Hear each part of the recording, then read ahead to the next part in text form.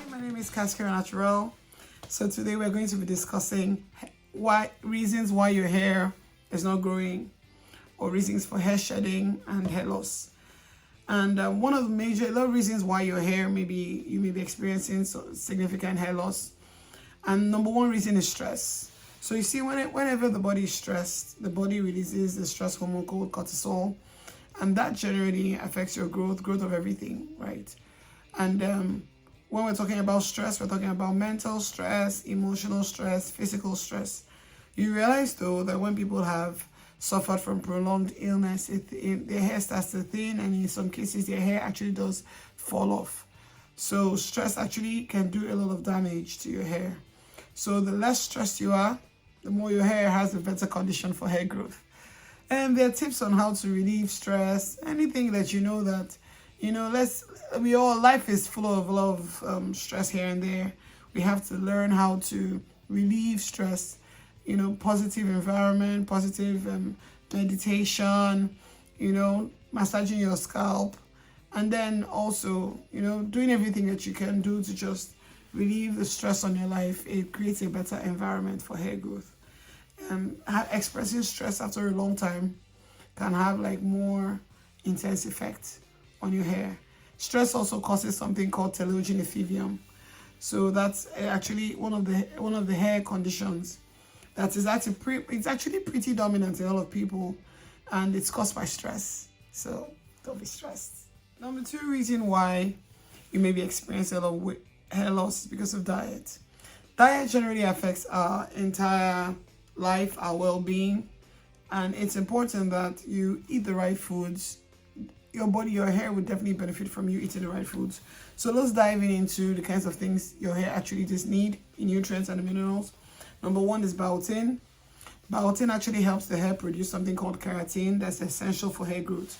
Biotin can be found in almonds, in sweet potatoes, and eggs. Eggs contain a very good amount of biotin that's awesome for hair. So then you have vitamin C. Vitamin C, fruits, a lot of fruits, oranges that help your hair to be shinier. Vitamin C is very essential, helps your hair to be shinier and more luxuriant, if you get what I mean. So vitamin C, oranges, berries, they're excellent for vitamin C. You need to add that to your part of your diet. Then number three is iron. Iron is essential for hair growth. Your hair actually does need a lot of iron, so you need to eat more spinach, more vegetables, and then they have vitamin E is another important nutrient for hair growth. Vitamin C can be found in avocados, chia seed, flaxseed, and then also importantly, protein, the building blocks of life. Protein, chicken, fish, yes, chicken, fish, all those things, they're essential for your hair growth. Your hair needs protein to be able to grow properly. And then most importantly, water.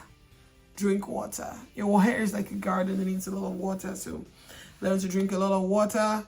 I'm sure, essentially you have to understand that hair is about good health. It's actually, good hair is actually a reflection of good health. The healthier you are, the healthier your hair is going to be. So the more you eat healthy things, the more healthy your hair is going to be as well. So this is something you should factor in your daily regimen. Eat healthy, eat nature-based things, eat things that nourish your body. It'll also nourish your hair. So let's move on to number three. So number three reason why your hair is experiencing damage and breakage is moisture, lack of moisture. Moisture is highly important, very important. Moisture helps your hair. When your hair has moisture, it looks healthier, looks fresher, looks better, So it's important that for your hair is moisturized as often as possible. Dry hair leads to breakage. So moisturizing your hair is very important. It's just like the skin as well.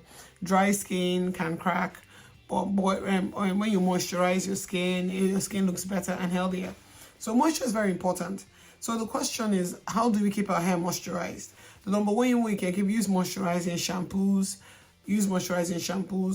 Anytime you wash your hair, once you start to wash your hair follicles open up to receive moisture. So it's important to learn how to seal in the moisture after washing your hair. Moisturizing shampoos are very nice because they have a moisturizing effect on the hair as well as washing the hair. I love to use moisturizing shampoos a lot for my hair. I love it. Another thing is deep conditioning. I always advise people to deep condition, and when you're deep conditioning, add things like honey and water. I'm going to do a separate video where I'm going to talk about deep conditioning and what you should use, what natural things you should use for your deep conditioning recipe.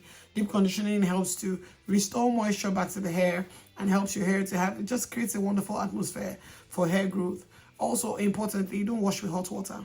Hot water strips your hair of a lot of oils. So cold water rinse is actually good. So I usually prefer to say use like warm water, and then sometimes I use a mixture of warm water and cold water for my hair. So towards the end, I start to use cold water. I could use warm water in the beginning, but towards the end, I use cold water because hot water actually does strip the hair of oils. And then also importantly, use hair nourishing oils. You see this hair? This hair loves oil. Use hair nourishing oils, like we have kaxkeoranaturel, we have a hair growth oil that is a blend of beautiful oils for hair. Like that's what I use for my hair as well. That oils that contain vitamin E, essential, beautiful for hair. So that's why you see our hair is growing well. So nourish your hair with oil and stay away from heating elements, health brushes. Try to limit those things. They're just like hot water, they strip the hair of moisture. So moisturizing your hair is very important. Now, don't shampoo a lot. A lot of shampooing strips the hair of oils, and that's not good. So essential oil that your hair needs to stay lubricated and moisturized to grow. So on to the next one, the fourth reason why your hair is breaking. Fourth reason why you're experiencing breakage, wrong hair products. A lot of people fall within this category, a whole lot. I, for one, I'm all for nature-based products like all the way, because nature contains a lot of natural products contain a lot of ingredients that are filled with nutrients and minerals that are just beautiful for your hair. So in a lot of store-bought shampoos, and a lot of shampoos, some shampoos contain formaldehyde and sulfates, and this leads to serious damage. I, for one, I have also observed like a lot of shampoos that contain sulfate, they actually lead to hair breakage. They dry out your hair follicles and make your hair break. So also formaldehyde. I've experienced shampoos that have sulfate. I really do not like the drying feeling my hair has after using sulfate shampoos. It's horrible. And that feeling that you have, so the shampoo has actually done more damage than good. So there are other things too that dry out your hair and make your hair prone to break. Things like relaxers, and sulfate shampoos and dyes. That's the reason why most people after dyeing start to have a lot of, oh, my hair is itching, my hair is breaking. Since I dyed, my hair has been breaking. Also, same thing with relaxed hair. Relaxers actually cause a lot of chemical damage to the hair. So wrong hair products, very important. I always suggest move as close to nature as you can. Using natural based products have been extremely beautiful for my hair, and you just see growth. Like your hair will be growing and your hair would grow and do much better with nature based products because they contain a lot of nutrients. So I for one, I don't use sulfate shampoos. I don't allow my kids to use sulfate shampoos either. Yes, we use non-sulfate shampoos to reduce breakage. I noticed that when you use sulfate shampoos, you have there's a feeling your hair has before you put a conditioner. That feeling in sulfate has done some damage. So NO to not sulfate shampoos, and then also relaxers, dyes. People who relax their hair, I won't say don't relax your hair if that's what makes you comfortable, but you have to understand relaxer actually does some damage. So it's your job to make sure that you cushion the effect of relaxers on your hair. So if you're relaxing your hair, cushion the effect. Don't relax your hair and just move. Understand that the relaxer has done some damage and try to cushion the effect. And don't relax often. If you want to relax twice a year, 3 times a year. But if you can stay natural. I know a lot of people who have natural hair complain about how their hair is difficult and not soft. That's why we're here. Contact us. We have wonderful products that help to soften your hair, so you don't have to worry about your hair being, oh, I can't comb it, it's painful. That's why we're here. So essentially, if the reason why you're staying natural, you can't stay natural is because your hair is difficult, there are awesome products that can help you. You know, our products are very good at softening hair. That's why I'll do a separate video on that some other time. And then also products that have learned to read your products ingredients and know what's on the shampoo, what's on the shampoo bottle, what are the ingredients that are on it, and so you know what to stay away from. Drift towards nature-based products that are more organic, healthier for you, healthier for your well-being generally, and just for your hair as well. So wrong hair products is actually another reason why people suffer hair breakage. So we're going to number 5. Number 5th reason. Another reason why people experience breakage is incorrect detangling, especially for our kind of hair. It's important that before you detangle your hair, make sure your hair is moisturized. Don't try to detangle or comb dry hair. It's more likely to break. For us who are Africans, and then our hair is prone to shrinkage and then knotting at the edges. For myself, when I want to comb my hair or when I want to detangle, I finger comb first. I part my hair in sections because my hair is dense and full. So I part my hair in sections, and then I moisturize. I use a leave-in conditioner. Right. Normally I detangle my hair when it's freshly washed, but even if it's not freshly washed, you can use a detangler, a leave-in conditioner, and rub on the hair and then detangle it. You know, spray some water, then use a leave-in conditioner and detangle it in sections. Detangle with your hands first before you start to use a comb, and detangle from the roots down to the tips. And then when you're done that, when you finish doing that in each section, then you can comb. You can start to comb. I don't comb my hair often. Truthfully, I comb when it's needful, right? So I don't comb my hair as often as, I don't wake up every morning and comb my hair. No, most times I just finger comb my hair and then brush it and I'm good to go. So incorrect detangling is, some people just take their hair and take comb and, you know, those things don't actually make it any better. They actually worsen your hair, cause your hair to break a lot. By the time you finish combing, you see a lot of knots and things falling out of your hair. So incorrect detangling is another reason why people experience hair breakage. Another thing people do that causes a lot of hair damage, sometimes long-term hair damage, is towel drying. I'm sure you didn't see that coming. Yes, towel drying actually can affect your hair, cause breakage. Now let me explain to you why. You see, when your hair is wet, it's at its most fragile state. Yeah, so you need to pamper the hair at that point. So what happens is, some people wash their hair and take the towel and dry vigorously. No, that can cause long-term hair damage, and then it can also cause the hair to have some major frizz, and then you now start trying to untangle the frizz. So the most important thing in hair drying, and when you wash your hair, like what I do is to first of all use my hands and gently squeeze out the water, you know, in sections from root to end, and then I use a towel, or normally I use a cloth. I don't prefer to use a cotton towel, truthfully. I prefer to use like a towel that is a fabric that is light. Best thing, t-shirts, old t-shirts. Yeah, they're good. So what I do is I wrap the t-shirt around my hair, right? And then I wrap my hair after squeezing out the water. I just wrap my hair and then leave it in the head wrap for about 20 minutes, and then I remove it, and then I start working on the hair. Also, importantly, is it's actually better to allow your hair air dry than to put it under a dryer because of the heat. Air drying is the best, or put your hair in front of a fan if you have one around you. So what I do most times is just I let my hair air dry. You know, air is always the best. Like I said, nature is everything. So the way we actually towel dry our hair can affect our hair. These are little things that once you understand them, you make them part of your regimen, and then it helps your hair grow. Also, very important, heat damage is another thing that causes hair loss. Heat damage from dryer, heat damage from curling irons, heat germing from blow drying. These things affect your hair because heat strips your hair of moisture.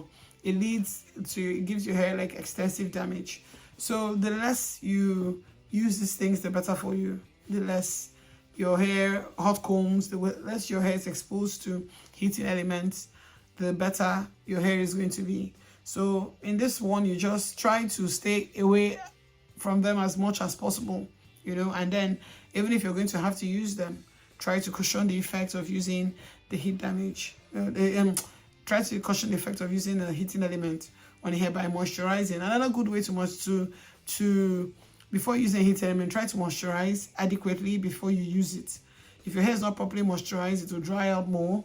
The little moisture that was there to dry it out more and then cause more damage. So moisturize. If you ask me, I'll say moisturize before and after. But most importantly, stay away as much as possible. That's better for you. All right. Last reason why your hair, you may be experiencing breakage, is tight braids. I get this a lot, especially African hair. People who have soft African hair, their hair is like soft. Yes, they experience breakage a lot on the front of their hair. This is what we call traction alopecia. So unfortunately, some people that make hair and their hair is very neat, they make your hair, they can braid your hair and it's very fine. They might finish making it fine, but they have dragged your baby hairs from the root. I want you to realize that a lot of the hair that is in front of here, they're baby hairs, as you can see. They're small, they're tender, they're babies. And then somebody's trying to weave your hair and the person weaves from here and drags the hair all the way back. So you see, that alone is enough to cause harm to the babies. The babies will cry. So you see, these baby hairs, they need to be pampered.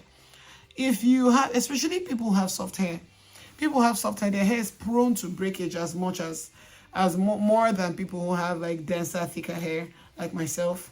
So they have to be extra careful when it comes to the front of their hair to prevent breakage.